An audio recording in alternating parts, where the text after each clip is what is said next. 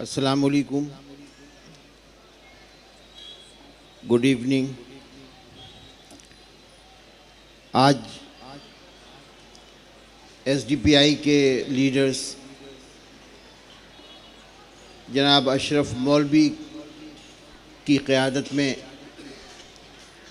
Jointly led by राय अरक्कल और भाई मुरलीधरन के साथ कसरगोड से शुरू हुए डिस्ट्रिक्ट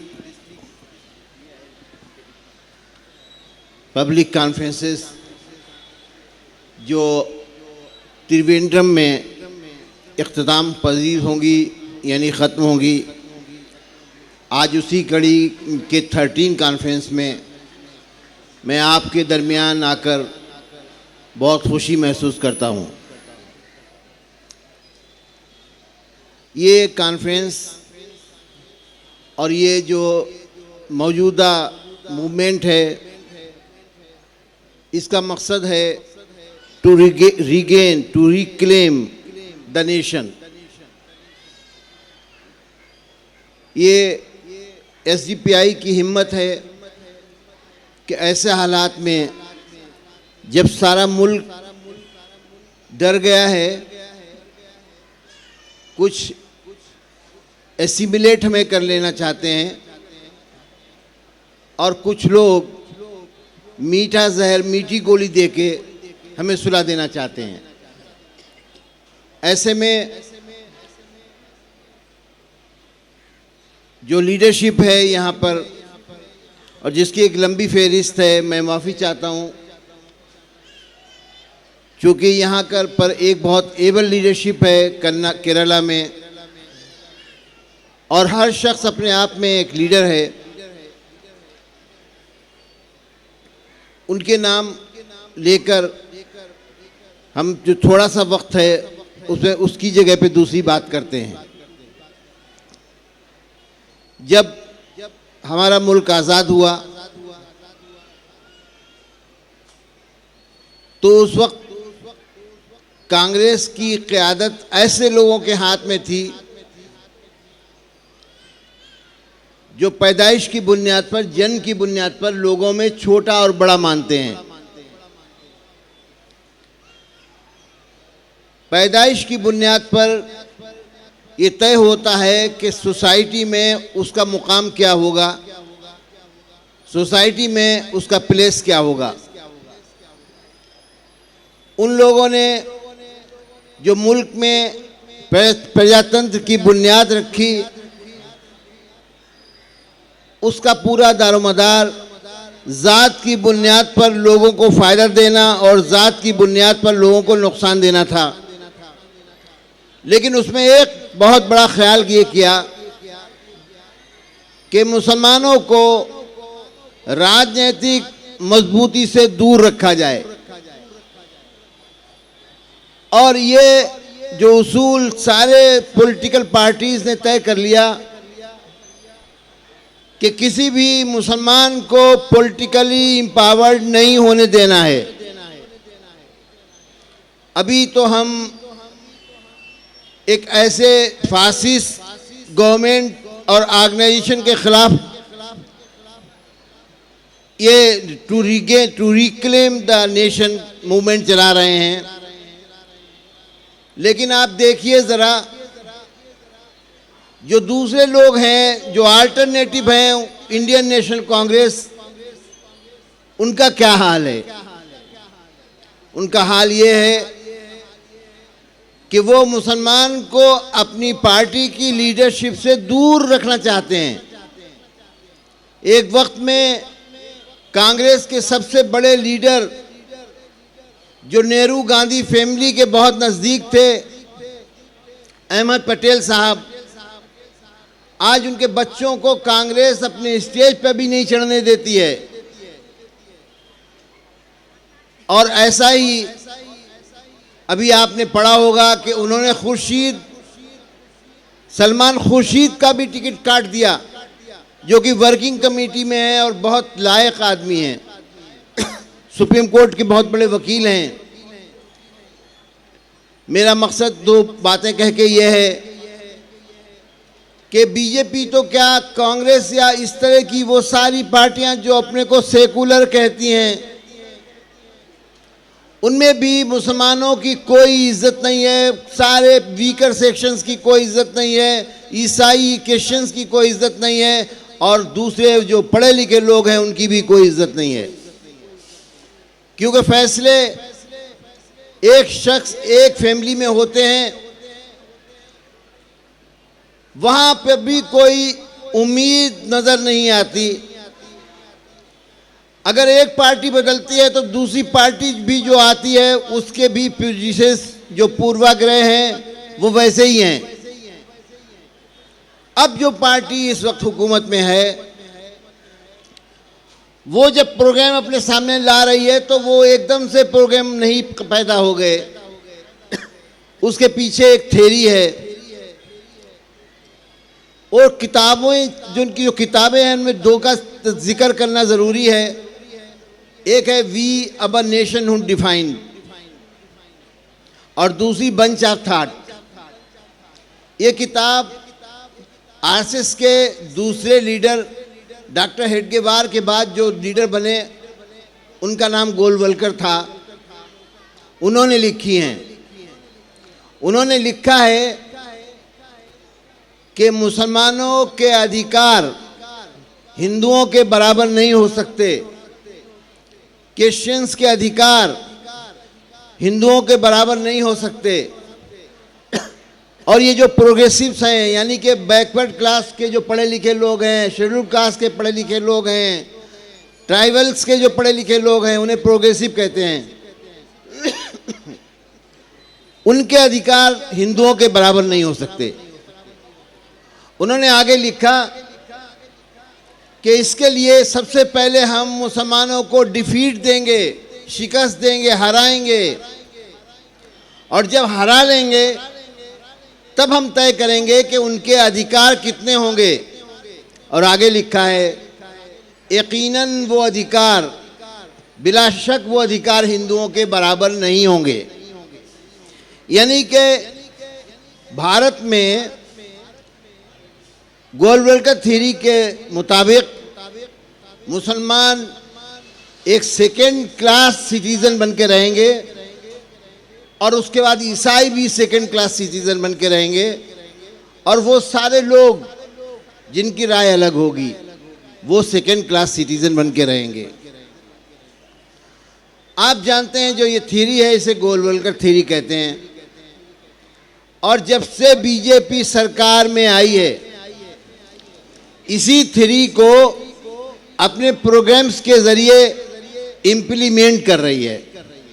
इसलिए मुसलमानों के खिलाफ अब तक ऐसे 5 कानून बन चुके हैं जिसमें मुसलमान इस मुल्क में इक्वल सिटीजन नहीं है, बराबर का नागरिक नहीं है।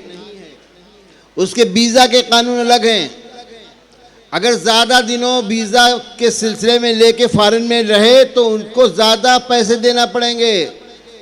उसके रेवेन्यू के कानून अलग हैं, उसके नागरिकता के कानून अलग हैं। 5 कानून ऐसे हैं जिनके ज़रिए मुसलमान सेकेंड क्लास सिटीज़न है, और ये दूरी बढ़ती चली जा रही है। इसमें किसी दिन क्रिश्चियंस भी आएंगे और दूसरे लोग भी आएंगे, क्योंकि पूरा इंतज़ाम है इस मुल्क में। जो अभी तक डिफेक्टो यानी अमलन, प्रैक्टिकली इस मुल्क में एक हिंदू राष्ट्र कायम हो गया है, उसको ये डिज्योर करना चाहते हैं।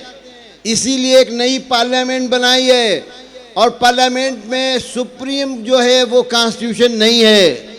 उस नई पार्लियामेंट को पूजा करके, हिंदू रीति से पूजा करके उसका उद्घाटन किया गया है। उस पार्लियामेंट में सगोट नाम का एक डंडा रखा गया है, जो कि वो डंडा किसी राजा का बताया गया है। यानी कि जो जात पात की बुनियाद पर जो छोटे तबके बताए गए हैं, छोटी जातें बताई गई हैं, उनको इंस्लेव करने का वो एक डंडा है। और डंडे का मतलब है कि मार पीट करके, ताकत का इस्तेमाल करके कब्जा किया जाएगा। और वो सगोट पार्लियामेंट की नई बिल्डिंग में सजा दिया गया है कि ये सुप्रीम पावर है। उस पार्लियामेंट में जो रखा गया फाउंडेशन, उसके लिए तमाम साधुओं और संतों को बुलाया गया एक मजहब के, और उस पार्लियामेंट का उद्घाटन प्राइम मिनिस्टर ने किया, जिसमें छोटी जात का प्रेसिडेंट होने की वजह से उसको कोई रोल भी नहीं दिया गया। ये लड़ाई कोई अकेले मुसलमानों की नहीं है। इस मुल्क में जो रिक्लेम द नेशन करने की लड़ाई है, ये लड़ाई मखलूत है, ज्वाइंट है, सबकी है।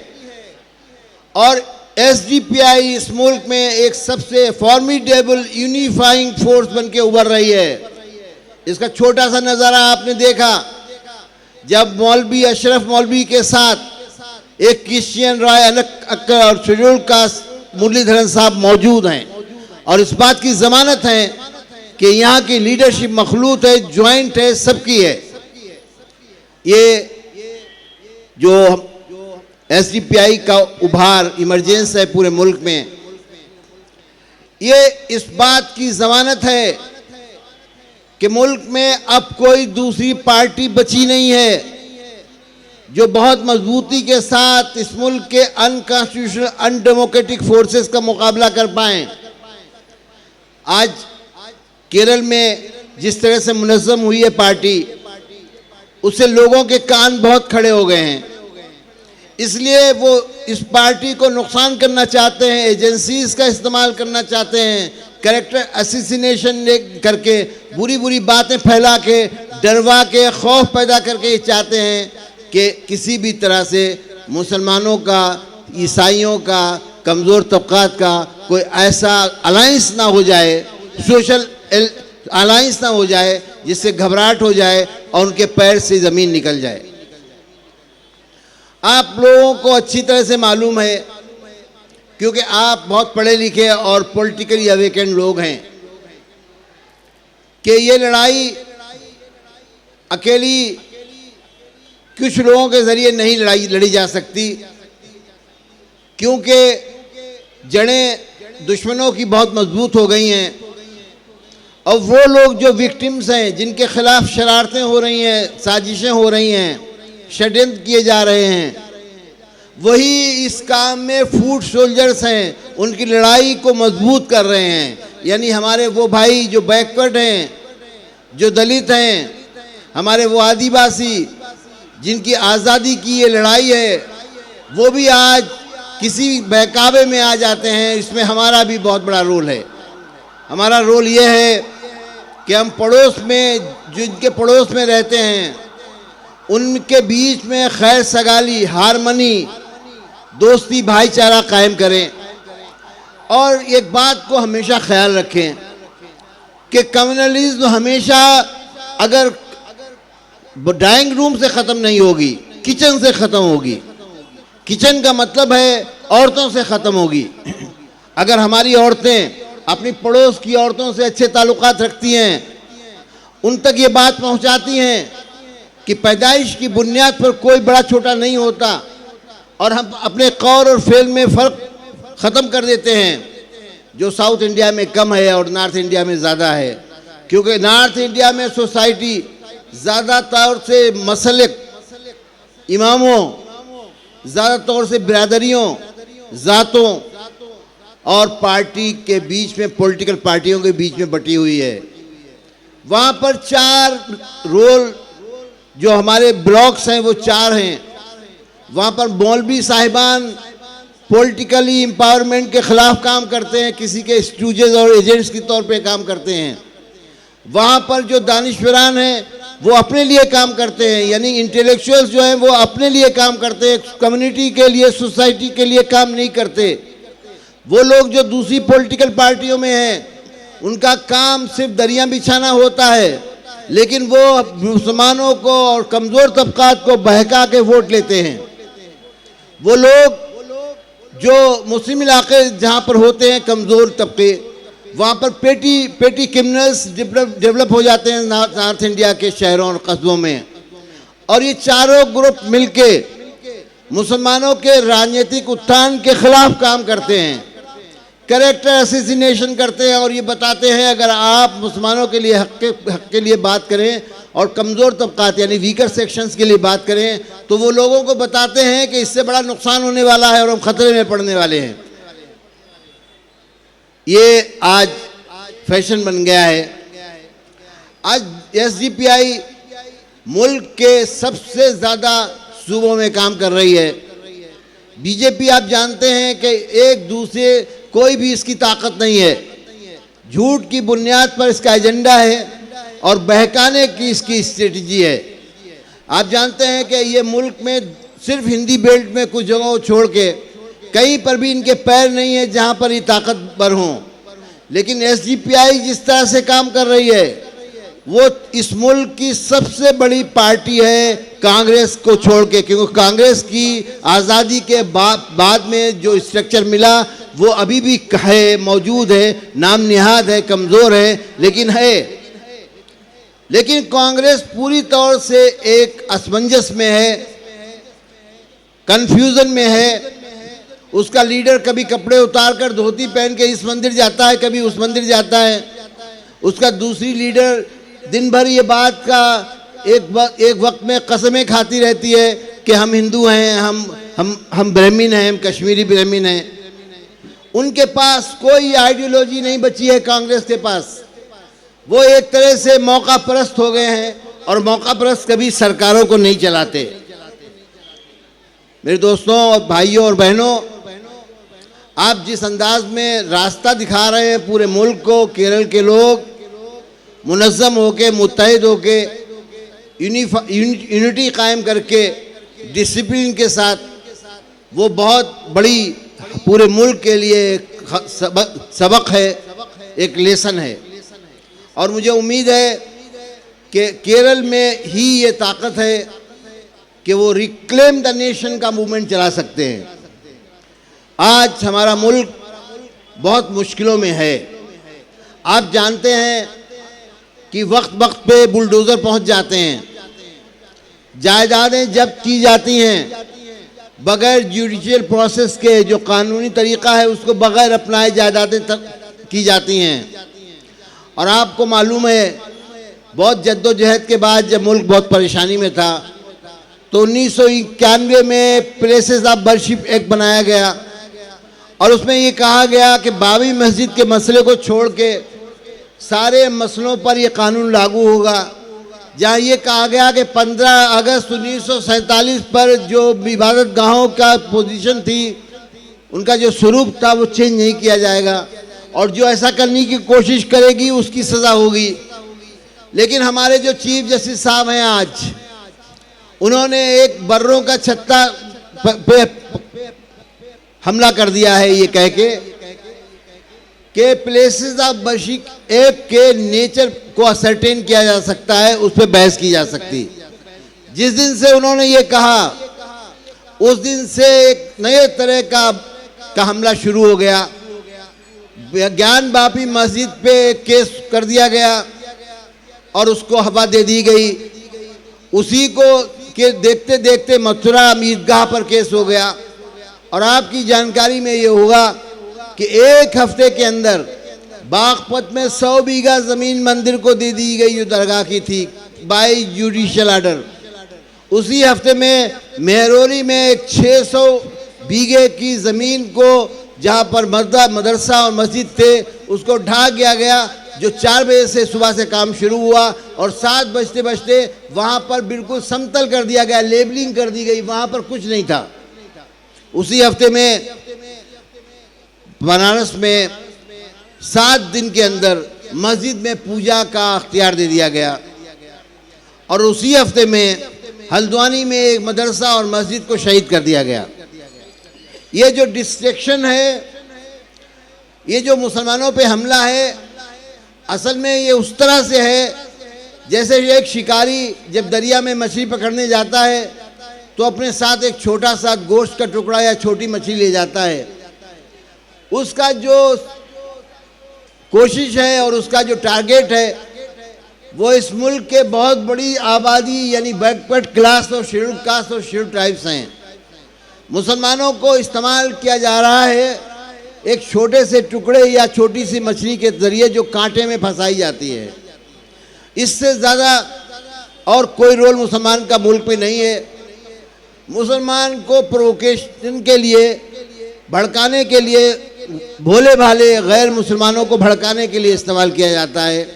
ऐसे में हमें मुनज़्ज़म होना, मुत्तहिद होना, ऑर्गेनाइज्ड होना, डिसिप्लिन होना बहुत ज़्यादा ज़रूरी है। और वो सिर्फ एक पॉलिटिकल पार्टी के प्लेटफॉर्म पर हो सकता है, क्योंकि पॉलिटिकल पार्टी का प्लेटफॉर्म आपको कॉन्स्टिट्यूशन को मजबूत करने की ज़मानत देता है। पॉलिटिकल पार्टी का कॉन्स्टिट्यूशन इस मुल्क में हमारे आइन को, संविधान को लागू करने का एक रास्ता देता है। दूसरी जगह बात यह है कि इस मुल्क में अभी केरल में तो 25% मुसलमानों की आबादी बताई जाती है, लेकिन पूरे मुल्क में मुसलमानों की आबादी 15% है। इसलिए मुसलमान इस मुल्क में जो मॉडल कायम करेंगे इंडिया में, वो पूरी दुनिया के लिए होगा, क्योंकि हमें एक ऐसा मॉडल कायम करना है जहां हमारी तरह से जो इक्वली सफ़र कर रहे हैं, हमारी तरह से जो फासिज्म का शिकार हैं, वो सब एक साथ आए। उनको लाने के लिए सबसे पहली जिम्मेदारी मुसलमानों की है और मुस्लिम तंजीमों की है। लेकिन आप सोचिए कि जो हम लोग नहीं समझ पाते, भोले भाले लोग नहीं समझ पाते, उनकी इंटेलिजेंस एजेंसियां और उनके लीडरशिप बहुत जल्दी समझ जाती हैं। इसीलिए एसडीपीआई पे चौतरफा हमला है। वो हमला इसलिए है कहीं ये खबर पूरे मुल्क में ना फैल जाए और तमाम तरह के लोग अगर एसडीपीआई के प्लेटफॉर्म पे आ गए तो फिर इस मुल्क में तब्दीली निज़ाम में, व्यवस्था परिवर्तन में एक नया बाब खड़ा हो जाएगा। और ये जो मिसाल यहाँ बनेगी वो सिर्फ हमारे इंडिया के लिए नहीं होगी, जहाँ पर भी मखलूत यानी कि मिली जुली आबादियाँ दुनिया में जहाँ पर भी है, वहाँ पर डेमोक्रेसी के लिए अभी बहुत बड़ा एक रोल एसडीपीआई देने वाली है। लेकिन उसके लिए एसडीपीआई का बहुत दारोमदार इन साउथ इंडिया के उन सूबों पे है जो बात को ज़्यादा अच्छी तरह से समझ लेते हैं, ज़्यादा पढ़े लिखे हैं और ज़्यादा स्ट्रगल कर रहे हैं। इसलिए मुझे यहाँ आकर इस सम्मेलन में शामिल होकर बहुत खुशी हुई है, क्योंकि हमें आज एक मौका है कि हम जो हमारी नस्लें पहले नहीं कर पाई, हमारे बुजुर्गों ने जो खामियां की नहीं पूरा कर पाया, उसको आज हमारी नस्ल को करने की ज़रूरत है। और अगर हम ये नहीं करेंगे तो हमारी जो आने वाली नस्ल है उसका बोझ और ज़्यादा बढ़ जाएगा। और जब बोझ अपना इतना बढ़ जाएगा कि वो अपने भी मसाइल, इश्यूज़ तय करेंगे और आपके भी मसले मसाइल तय करेंगे, तो वो कमज़ोर होंगे, थक जाएंगे। इसलिए ज़रूरत है कि हर नस्ल को अपने इश्यूज़ को टैकल करना चाहिए। आज हमें इस बात की ज़रूरत है कि इश्यूज़ को टैकल करें, और इसके लिए मुझे लगता है कि केरल में लीड करने की, नेतृत्व करने की और मुल्क के सामने एक मॉडल पेश करने की पूरी काबिलियत है, ताकत है।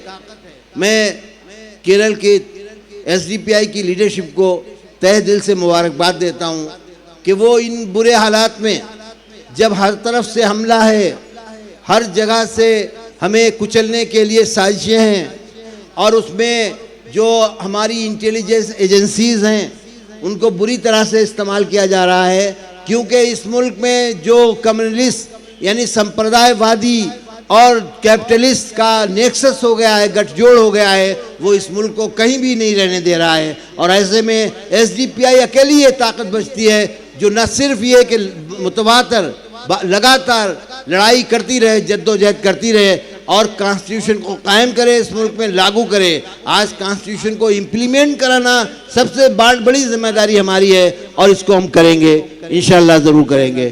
शुक्रिया, बहुत बहुत शुक्रिया।